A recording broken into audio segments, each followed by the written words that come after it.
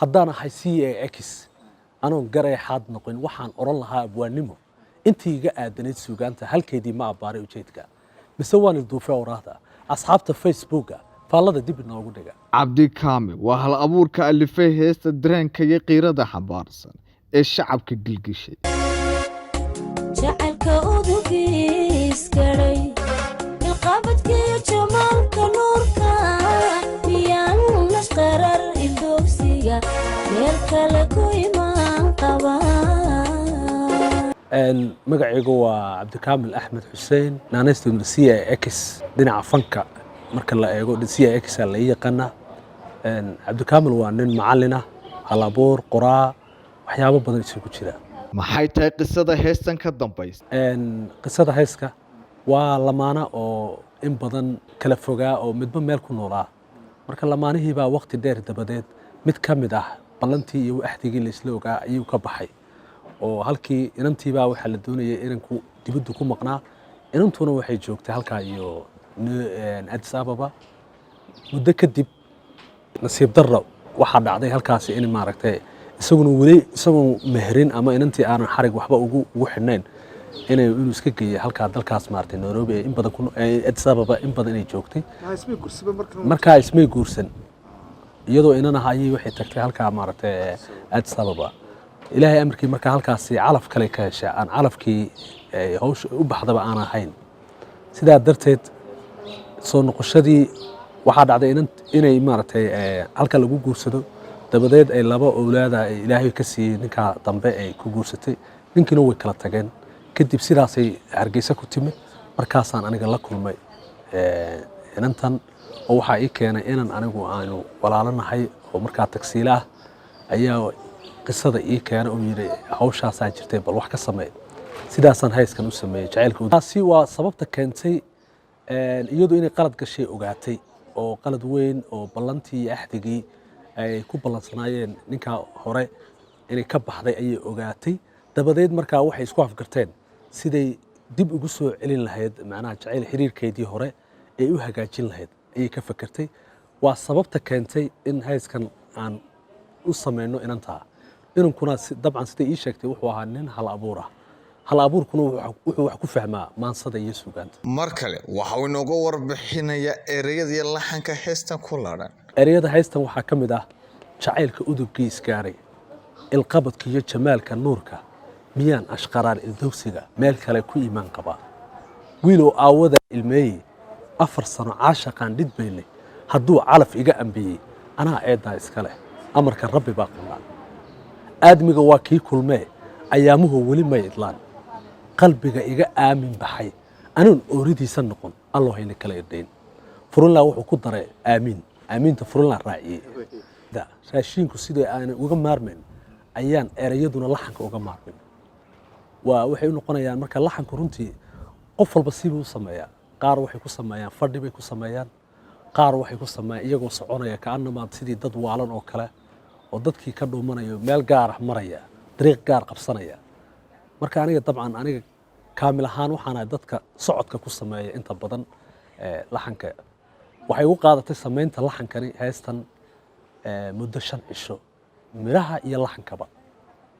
ma jiraan waxaad ku bedelatay heesta soo saaristeeda anigu markan heestan sameynaya waxaan ku sameeyay si bilaa shuruud ah si bini'aadanimo ay ka muuqan tahay kaalinteedii wixii la igu lahaa ka abwaannimo ahaan inaan qaatay qof waajibkiisa gudanayaan isku arkayay dabadeed markii inantu ay aragtay miraha iyo heestan ay soo baxday waxay dib iigu soo celisay abaalgud aan ka filanayn oo iyadoo aan si lama filaana ayay abaalgud iigu keentay mar kale waxa uu inooga warbixinayaa goortay soo baxday jacaylka udugii isgaaray heestan waxay ahayd muddada heestan soo baxday 2014 ayay ahayd xilliga heestani daaha laga qaaday oo magaaladu dhan ay qabsatay 2014 wala waqtigaasi aniga aan ii suurtagal ahayn inaan shaashadaha iyo meel walbaba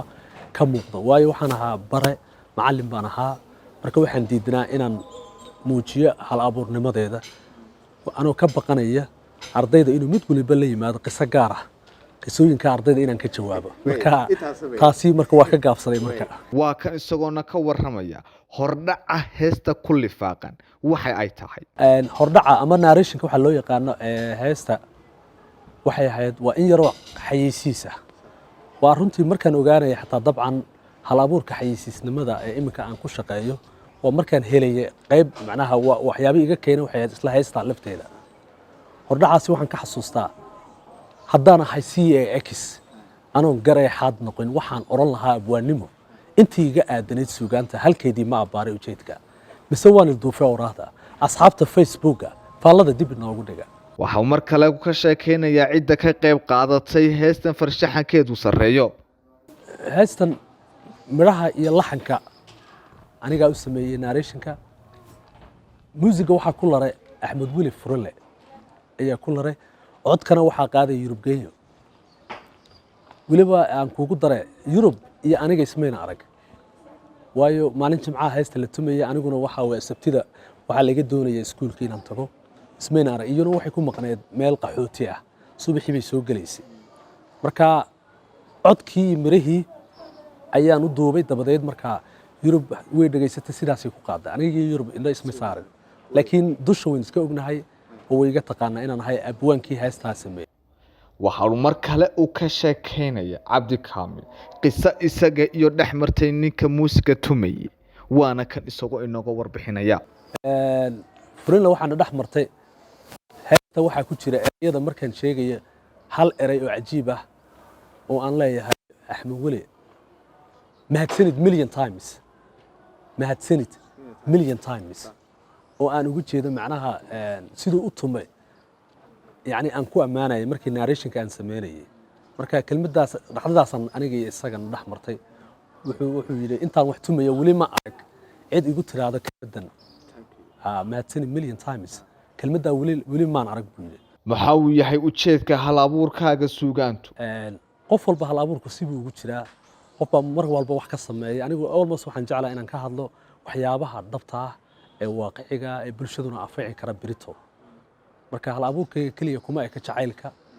waxaan ka hadlaa mayeeraanka laftooda waan u doodaa qareen baan u ahay waxa jirta hees kale oo aan wali soo bixin oo laakiin wali waxaan laahay fanaankii qaadi lahaa waana waxay ku saabsan tahay dameer marka fanaaniintu waxay jecel yihiin inta badan inay ka hadlaan arrimaha jacaylka iyo wixii la halmaala laakiin waxa jira mayeeraan badan oo dulman oo waxa kamid ah bisadaha kamid ah dameerka kamid ah ayda kamid ah kuwaasna soo wadnaa iyo qaar kale badan Fahad Shakib MMTV Hargeysa